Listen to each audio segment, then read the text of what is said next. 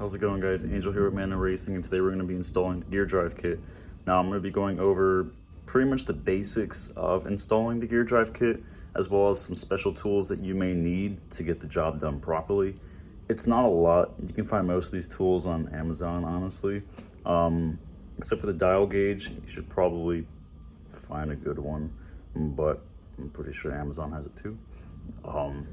Other than basic tools, it's not a bad install. Let's get into it. Alrighty, so aside from basic tools, these are just some things you're gonna need to actually get the kit done. First and foremost, I always like getting a brand new gasket set. For us, the part number is TCS 45503, brings everything you see right there. Moving on down, a dial indicator is really nice, as well as the magnetic base. Comes into play later when you're setting the lash. A little digital caliper will also help with that as well. Instructions are huge, as well as the actual piece you're installing, which is the gear drive kit. Big boy there needs instructions. The previous video I posted should definitely have all the instructions that you need to install this. If you need to look back at that, please do so now. And then of course a center punch, which helps out well, and an M8 by 1.25 drill and tap. That way we can put the stud in for that third hole.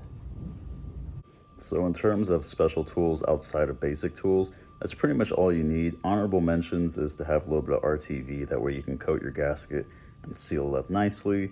I usually use the black stuff, works fine. Whether it's 90-minute or long cure, it'll get the job done.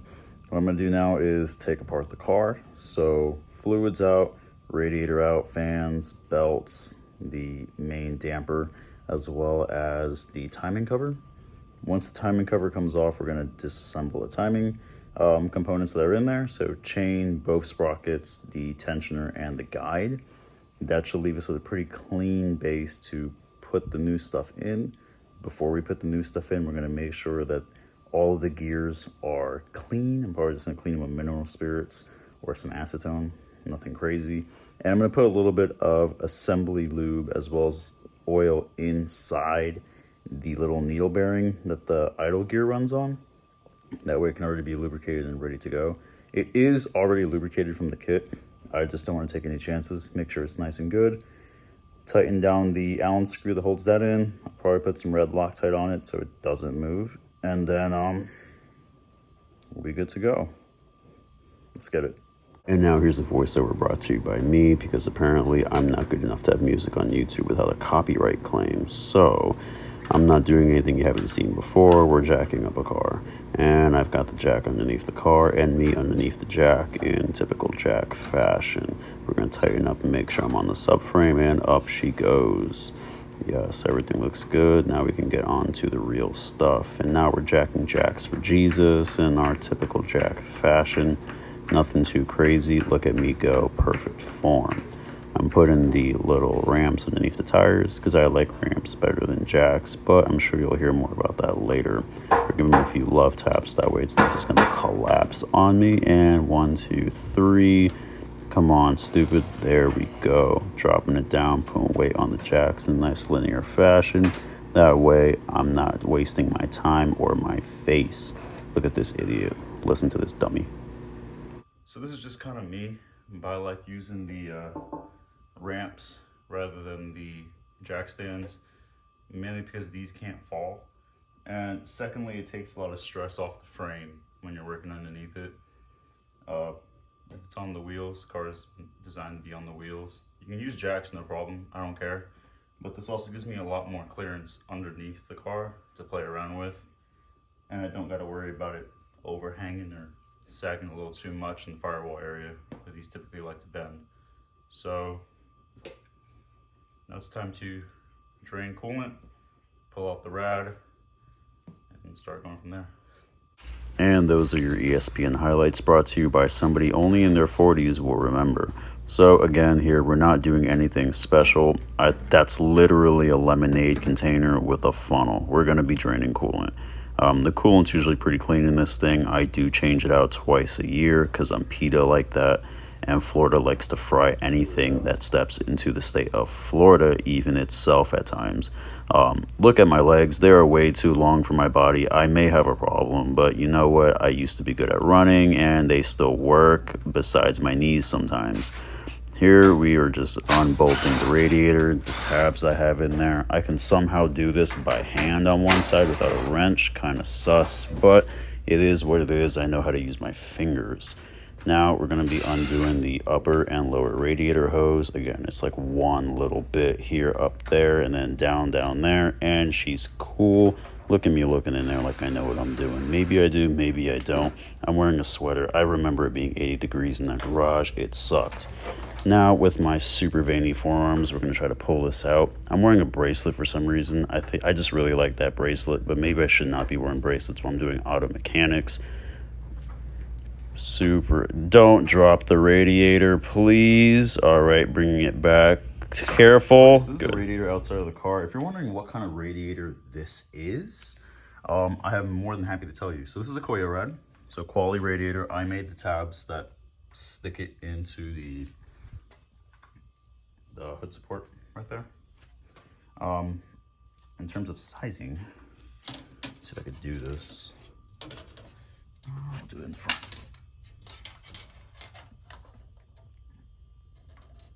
So roughly 26.5 inches by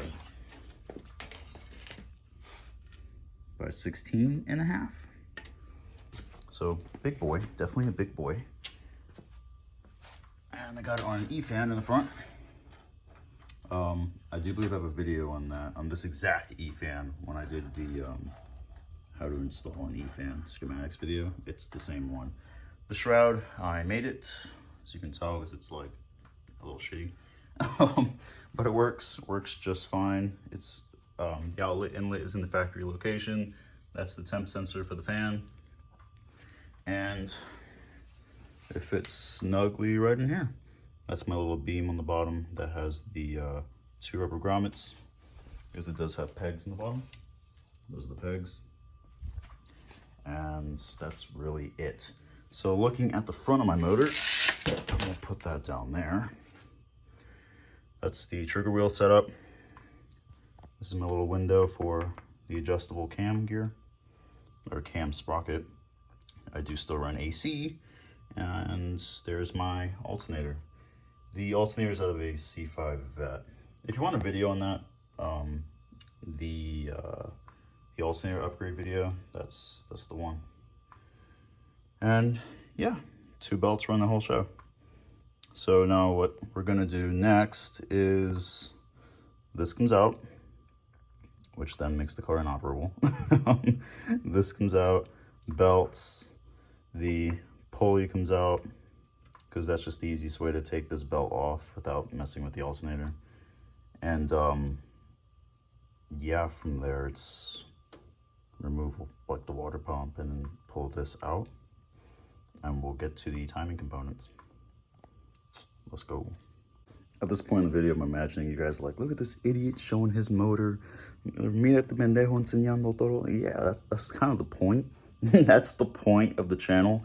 I don't have any secrets. A lot of people do. A lot of people really do. I don't. And I kind of really want to see you guys succeed. I want to see your builds move. I would like to at least help somebody. So by all means, if you want to see it, let me know, because I don't care. Rewind the video, screenshot it, and get all the information that you need. Ask me anything. I'm here for you. That's the whole point of the channel. I want to see more of these on the road. I want to see more of these preserved.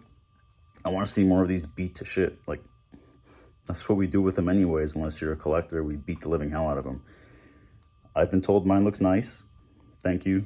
I daily it. This really is the daily. I said it before, I'll say it again. You know, if I'm going to Walmart, if I'm going to the doctor's office, to school, to whatever, you know, it's this. It's literally this. There's nothing else that I really want to drive or prefer driving. It's literally this. Straight cuts and everything, you know. Right now, I think we're going through the gas issue where it's like $5 a gallon here and there. I've already detuned this thing twice. So from premium to regular, I'll do whatever I can to drive it. It's just my car. This is my car. Some of you have station wagons, some of you have minivans, some of you have SUVs. I have this. It's a fun world, ain't it? But anyways, let's get on with it. Alrighty, so here we are right now. I got the valve cover off to verify at TDC. It is at TDC. I got the trigger wheel off. I got the belts off. The water pump is chilling right there. And the trigger is chilling right there. The trigger wheel is down there. Yeah, radiator's right there. So this is kind of where we are. Doing the timing gears, you definitely want it at TDC. And especially for this case right here, this does have a 284 high lift from Schneider in it. And I do have it degreed, so I need to match that degree with the gears over there. So what I'm going to do now is there is a little port on the side of the block that drains the coolant over there. I don't need to drain out the block completely. I just need to drain out the coolant that's sitting in this little hole. So if I stick my finger in here and touch it, coolant comes out. So what do you do with that? That's a fun one. I'll show you right now. Put your reservoir down there, get a freaking hose, and put it in there, all the way to the bottom. If you can, it's gonna cry a little bit, that's okay. Just get that in there, and then we're gonna come over here, and I'm gonna get this guy. So this little syringe, there's a little galley down here, so if you can, just push it into the galley. It'll go down there. It's now in one of those little crevices all the way on the bottom. Go over here, and with this, you're gonna stick it on that, pull it out. It'll start siphoning water, and when it starts draining in, it's just gonna keep coming out, go into a lower area while there's water in the block. Basically speaking, it's just going to drain it out. Alrighty, and just like that, that's gonna keep draining out until all the water in the block, at least behind the cover, because there is a hole there, comes out. So I'll come back up, coming out beautifully, going in here.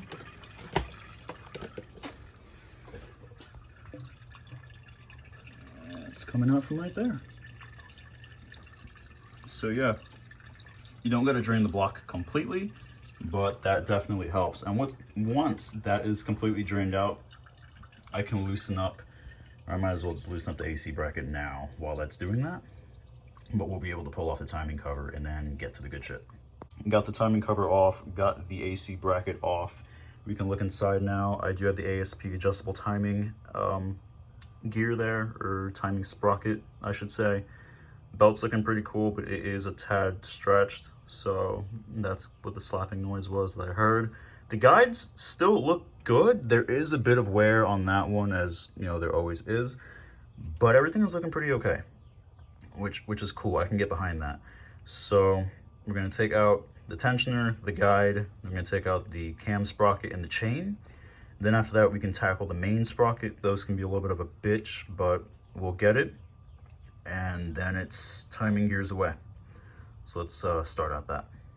And just like that, all the timing components are now removed. As you can see, the motor is timed in top dead center, both in the crank and on the cam.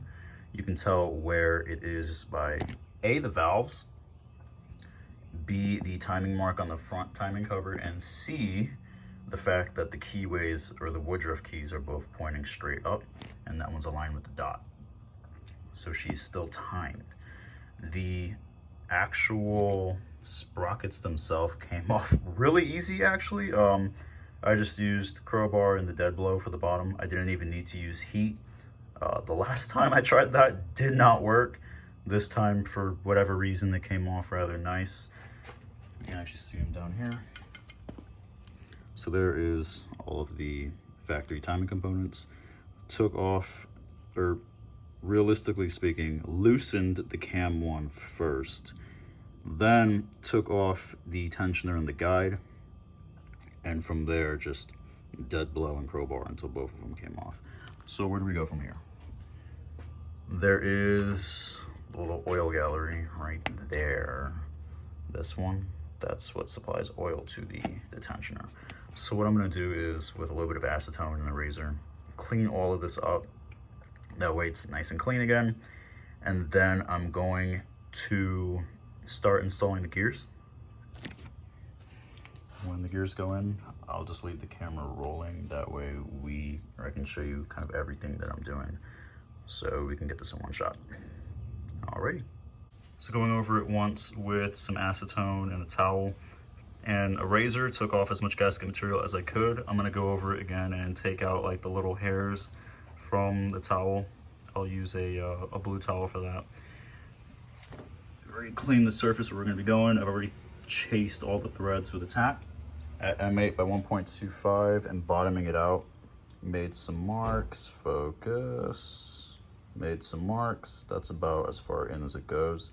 And measuring it with the caliper, we're at 11.2 millimeters. So that's how deep I'm gonna drill and tap to match the other ones. I do have an oil gallery schematic and a coolant schematic for this, for basically all these, because it's the same block. I'm probably gonna stick to around 10 mil realistically, just to keep it kind of shallow and within the block, well within the block, but not hitting anything. I'll go over that again. I'll check all the paperwork and see what's what, because that is kind of eerily close to where the water pools in there. Don't want to go too deep into that. So without further ado, let's do one final wipe and get the gears in. We'll start here with the main sprocket. There we go. That is a very tight fit. Get dead low.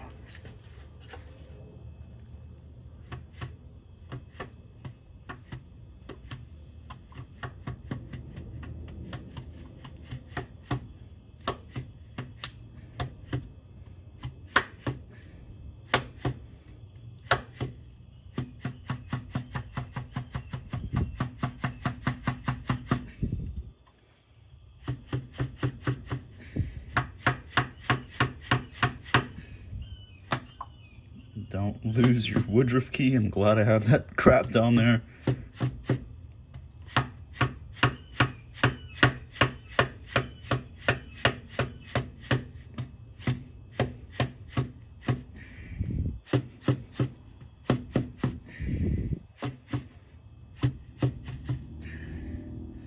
All right, she's on. Let's do the cam. Let's see what's the best way this guy will go on. If we do this. Actually, yeah, you know what? Hold on.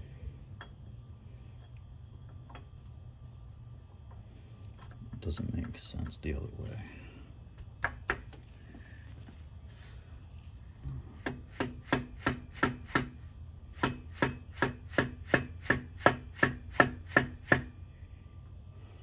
Yeah, that's definitely it.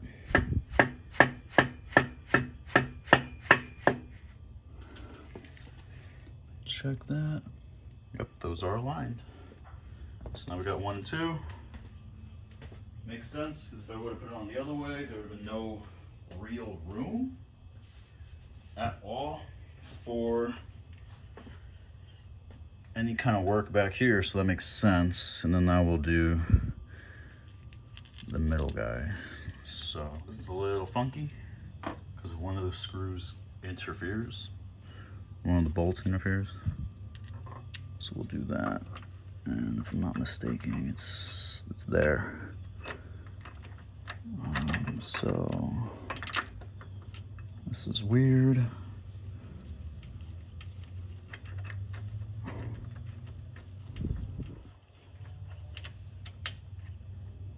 Okay. We're just kind of mocking it up right now.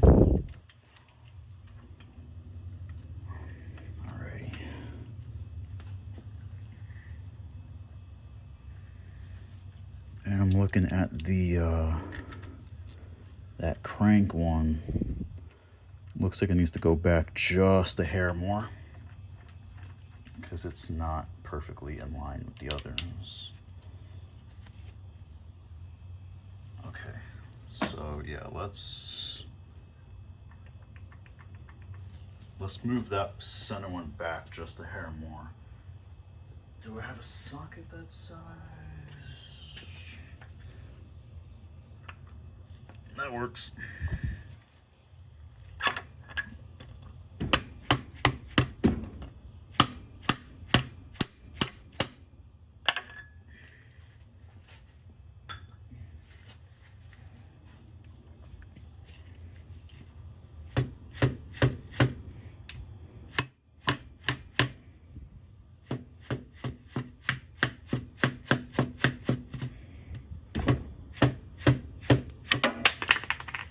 Don't lose shit like me right now.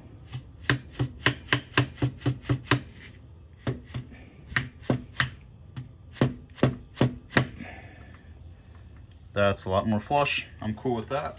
Sweet. So we got them in. That's kind of what you can expect that to look like.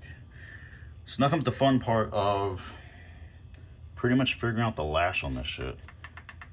Because I'm gonna be real with you, that's